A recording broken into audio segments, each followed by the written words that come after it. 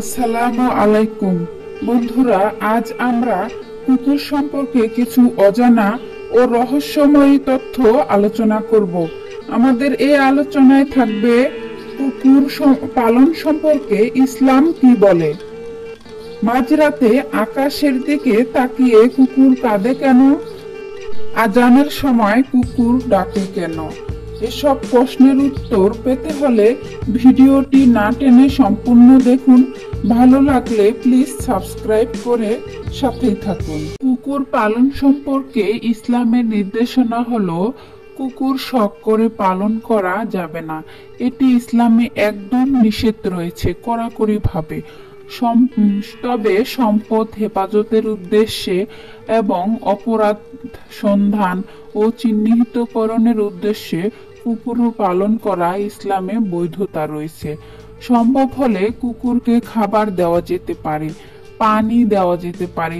কুকুর কোথাও পড়ে গেলে তাকে সেখান থেকে উদ্ধার করার চেষ্টা করা যেতে পারে। এগুলো ইসলামের দৃষ্টিতে অনেক সওয়াবের কাজ। রাসূল সাল্লাল্লাহু আলাইহি সাল্লাম বলেছেন, একবার এক পিপাসার্ত কুকুর পিপাসায় ছটফট করছিল। তার প্রাণ বের হওয়ার উপক্রম হয়েছিল। তখন এক ব্যভিচারিণী মহিলা কুকুরটিকে পানি পান করিয়েছিল। এই কারণে তার অতীতের সকল গুনাহ আল্লাহ তাআলা রব্বুল আলামিন ক্ষমা করে দেন। অনেকের মনে প্রশ্ন জাগতে পারে, আজানের সময় কুকুর ডাকে কেন? এ প্রশ্নের উত্তর আছে শরীয়তের দৃষ্টিতে। আল্লাহ তাআলা রব্বুল আলামিন কুকুরকে শয়তান দেখার ক্ষমতা দিয়েছেন। আজানের শব্দ শুনে শয়তান বায়ু ত্যাগ করতে করতে পলায়ন করে। কুকুর তখন শয়তানের বিপর্যস্ত রূপ দেখতে পেয়ে ডেকে উঠে। আরেকটি প্রশ্ন হলো, মাঝরাতে আকাশের দিকে তাকিয়ে কুকুর কাঁদে কেন? এমন প্রশ্ন অনেক সময় আপনাদের মনে ঘুরপাক খায়। এর কারণ রয়েছে।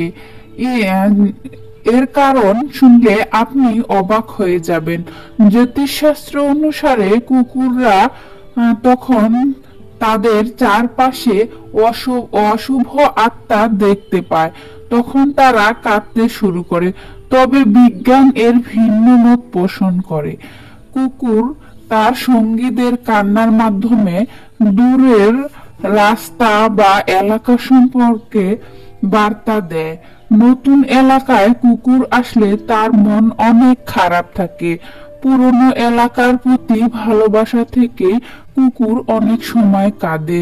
অনেক সময় মানুষের পরিবার থেকে তারা আলাদা হয়ে যায় বিভিন্ন কারণে। আলাদা হয়ে গেলেও তাদের প্রতি ভালোবাসা থেকে কুকুর মাঝরাতে কেঁদে ওঠে। এছাড়াও কুকুর অনেক সময় পায়ে চোট খায়, হোঁচট খায়। ব্যথা পেয়ে থাকলে কুকুর তার শারীরিক কষ্ট তাদের সঙ্গীদের জানান দিতে রাতের বেলা আকাশের দিকে তাকিয়ে কাঁদতে থাকে।